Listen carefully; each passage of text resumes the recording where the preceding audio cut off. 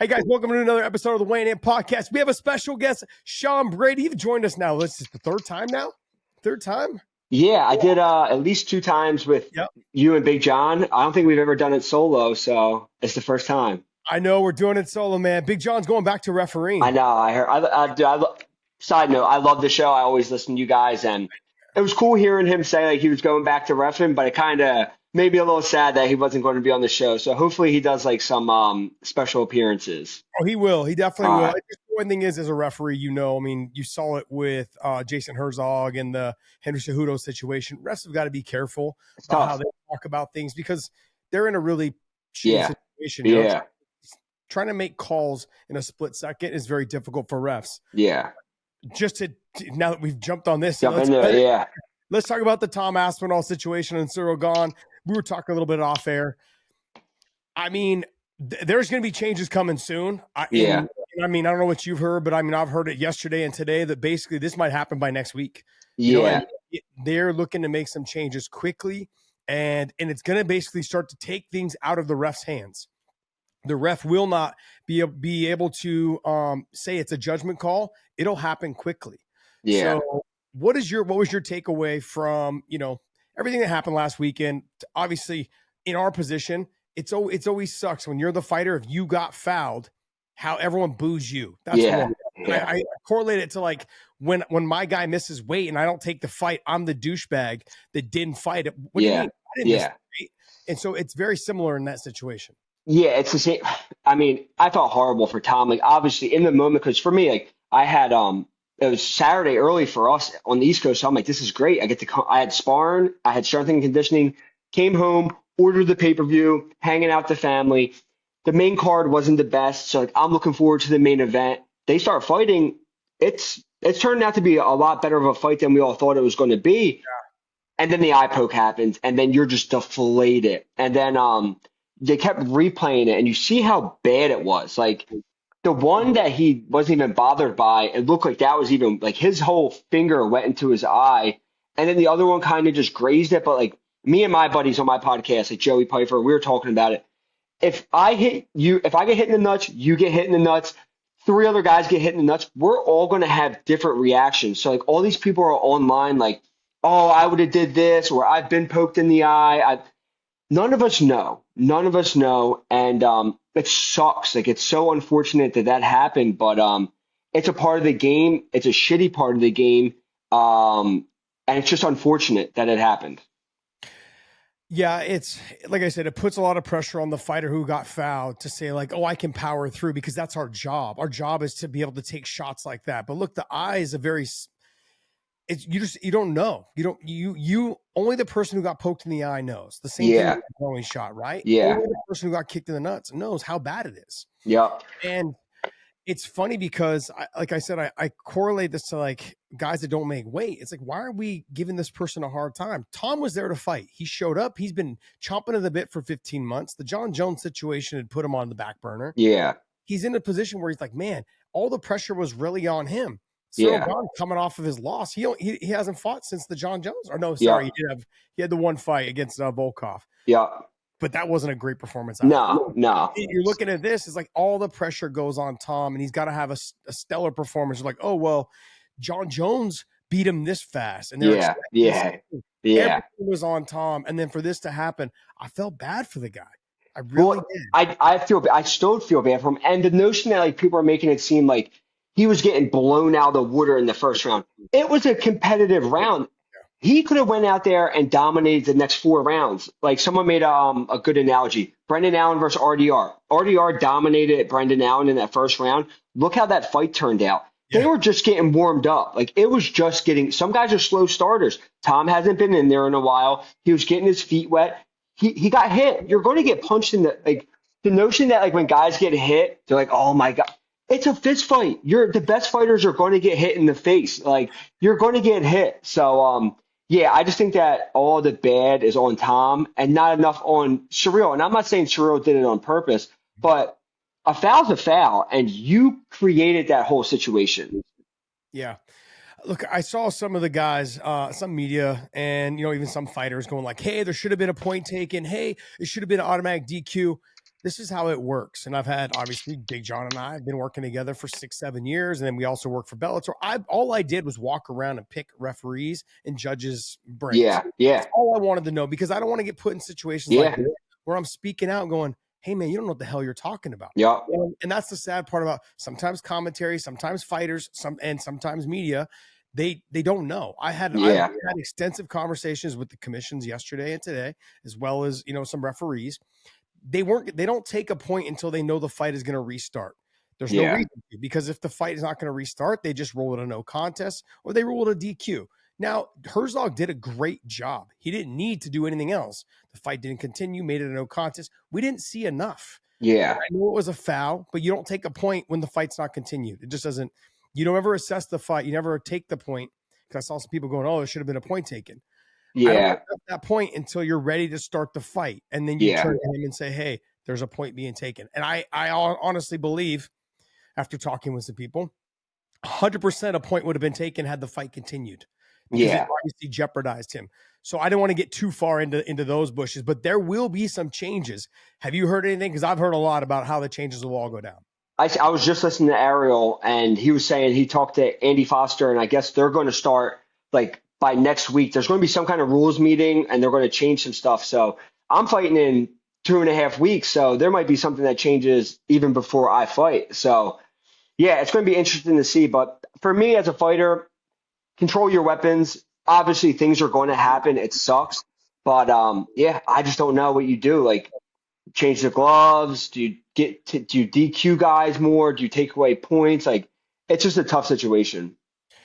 Yeah, it's look, I look at it a couple different ways. If the UFC really wanted to make some legit changes, I think they do. I think they want to stop the eye pokes from happening, because then you have main events that happen like this. And you have big time fights where it gets ruled like this. But they could also change the gloves a lot more dramatically than they did before. You could have had more Pride style gloves. It needs a curve. Yeah. It needs a curve. I don't understand why they haven't gone that route. That's one way. Okay. I'm not putting it all. I'm not going to put all the for sure. on the UFC, but that's one way. And then the second way is to really not make so much a rule change, but take it out of the discretionary of the referee to say, hey, I've warned you 1, 2, 3 times. Yep.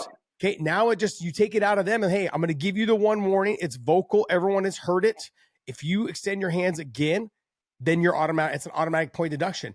And then they will go to it every single time and take a point every time you defend, parry a punch with open hands, any of those things. There will be no more open strikes with open hands. So they think about this. The Nate Diaz slap will be considered a point deduction. Yeah. And not have an open slap. And these are the things that I've talked to the commission about already. What about when you're in the if someone, like, how if someone's on top of you in closed guard, like, we'll like palm their ears, like the side of their head? What's that going to be? No, that's going to be considered a grappling position. Okay. Yeah. I brought up the same thing. I said, what about in the clinch against the fence? And I go to push your chin up, right? Yeah. And then the leg or double. And then I poke you in the eye. He's like, no, that's considered a grappling position. So anything where it's just the two fighters standing face to face, and they're literally like defending punches with their hands out in front like this and parrying punches with their hands open. But like I said, they will take it out of the refs' discretionary. It would just be like, nope, he did it again after the hard point deduction. My only concern is that we're seeing it across the NBA, we're seeing it across the NFL, we're seeing it across all major league sports, that the betting lines own this. They own the sports right now. And so where does that, like, you're now start skewing how these fights are scored? That changes a lot. And like, as a fighter, like, we don't even think about that, but a lot of that plays into it, like, money definitely has a big interest in all of this. And the betting, and it sucks, man. It sucks that it's a part of the sport. There's definitely changes that could happen. Hopefully this goes in a way that will help us, but it'll probably unfortunately get worse before it gets better. I think the gloves would be a good decision to do. Like, get gloves with a more of a curve, and even like a thumb. Like, the UFC gloves don't even, like, guys break their thumbs all the time because there's no guard on the thumb. So there's things that could change. It's not on the UFC. At the end of the day, it's on the fighter. You control your weapons, but we'll see, man. I'm I'm not sure. I'm interested to see how it plays out, though. My biggest fear is that we open up this thing it's like opening Pandora's box. Is that if Yeah, they say that now you can't strike with your hands open or not hands open, but you can't defend shots with your hands open without having a point taken away, you start opening up. Well, if the fighters are in control of their weapons, like you're saying, next time they grab a fence, okay, is that a point deduction too? Every time the fence grab happens, it's a rule break, but no yeah, damage was caused. Should we be taking points automatically for that? That's always been my argument. Is you should yeah, take a point because that is something that you can reach out and grab, and you did it on purpose. yeah. Like imagine you take somebody down, or you're about to take someone down. They grab the fence. They get a hard warning. I would have just had you on your back. Yeah. Like it's yeah, it's a And lot, man. they don't start you on the ground, so now you end up back Yeah. against the fence. And I did all that work for nothing. I did all that work. You don't know how much energy I expended trying to get that takedown, and now this guy just changed the position by cheating. Mm-hmm. Yep. It's Or he tough, kept man. the same position where he Yeah, wanted to be versus where I wanted it to be. Look, yeah, there's a lot of things. I just get concerned when we start jumping the gun really fast. yeah, And I know it's been a long time coming. We've got to figure something out. We have open finger gloves. This is part of the sport. It's very unfortunate, but we've got to be very careful how we approach this. You yeah, can't slap something together and see if it works. yeah. So Well, we're about to find out. yes, we are. Yes, we We're are. about to find And out. let's get into your fight. You obviously have your big fight coming up against Michael Morales at MSG. This feels like a home game for you. Am I correct? Yeah, I mean, I haven't fought this close to home since my debut was in Boston. My next fight was in Virginia, and then COVID happened. So it was Vegas, London, Abu Dhabi, all over the place. So this is the closest I've fought to home in a long time. So yeah, it's great. I don't have to fly anywhere. I'll take an hour and 20-minute drive right to New York, and yeah, dude, I can't beat it. I'm super excited. MSG's legendary, so I get to say I fought there. I'm looking forward to it. Are you a fighter that will stay there at the hotel throughout the week, or will you I'll come home go. back and forth? I'll go up Wednesday. So usually we have to report Tuesday, but they'll let me come up Wednesday since I'm closer to home. I don't have as much to do. I got an Airbnb right inside the city. I don't do the hotels because I like having my whole team with me. So I got a big Airbnb. I can cook all my own food, and yeah, we'll be right there. Does it feel good to know, because this fight got put together? I wouldn't say got put together last minute, but you guys got put on the card pretty I much. knew about it for a while. I knew about it for Okay. a while. Yeah, yeah, yeah. So I beat Leon. I'm trying to get a fight. While I watched the Bilal fight. I'm just looking off. She's up in her crib. I'm just back and No, forth. you're good. You're good. So I beat Leon. I go watch Bilal and Jack fight. I'm thinking something's going to come out of a fight after that.